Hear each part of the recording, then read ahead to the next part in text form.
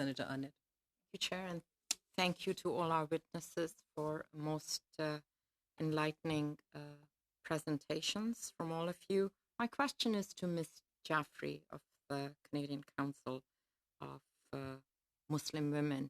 As we have seen in Canada, Muslim women and non-Muslim women have been marching in the streets in support of what is happening in Iran, where, as we all know, there is an uprising against the theocracy, but also against the hijab. And so my question to you is, how is this support for removing the hijab impacting Islamophobia, and in particular Muslim women who choose to wear the hijab?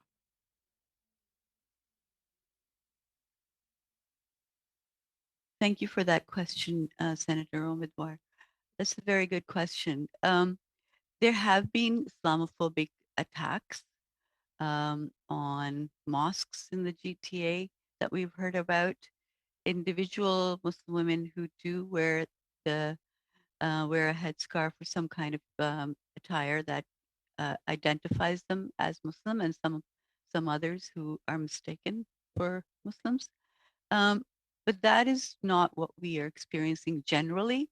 What we are experiencing is solidarity with women both in Canada who are being prohibited from wearing it, and those who are being forced to wear it in other parts of the world.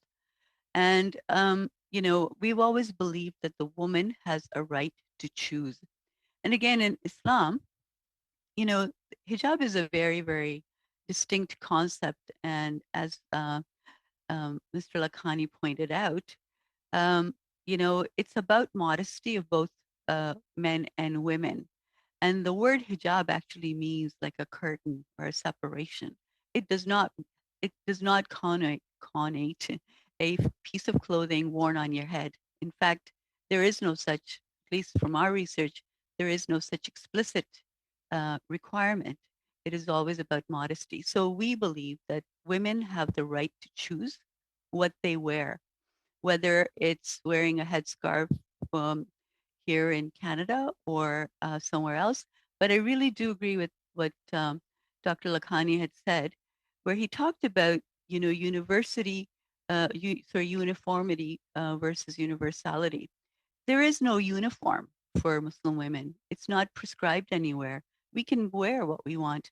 And if you look around the Muslim world, the diversity of the ways Muslim women dress, even in Iran, there is a diversity of how Muslim women dress.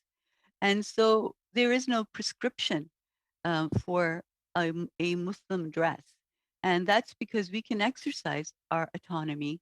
We can educate ourselves from within the Quran, from the Hadith, from within our faith traditions to educate ourselves and then decide what we want to do. Thank you, Ms. Jafri.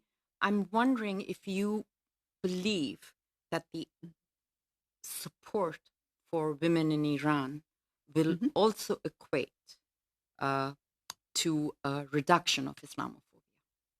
This universality, the solidarity that we are expressing with women of the world, will that correlate to a reduction of Islamophobia, especially against women who wear the hijab in Canada? That's really hard to predict, because our premise has always been that, Muslim women have the right to choose what they wear. But, we're sort of tired. We're tired of the hijab debate. Let me put it to you this way. Because why are Muslim women constantly reduced to a piece of clothing, as their only identity? We are very complex human beings, like any other woman. A Muslim woman is a complex human being seeking dignity to be who she is, being a human being. And we have a lot more to offer than, debates about what we wear. So we're tired of this debate, and we'd like to get on with our lives. And when we educate our country, like the people across our country, we do a lot of anti-Islamophobia education, particularly from a gendered lens. And we talk about that. We talk about the diversity of Muslims. We talk about Muslim women's agency to choose. And a lot of our audiences happen to be non-Muslims. And when we engage in that dialogue where we do education, they get to understand us better, and not just, a reduction to a piece of clothing. I hope that helps. But That we does have help. to tell you that we do, we do a lot of education on this topic. And one of the important things to mention about what's happening in Iran, remember the revolution or the current protests are not just about being able to wear something or not. They're about freedom. They're about the lives of those women. They're struggling for their lives, for their well-being, for their right to be. And so you have to put it in context. And I won't go into the questions in Afghanistan, but it's always about the women being able to do what they were born to do, be themselves, and contribute to society. Thank you.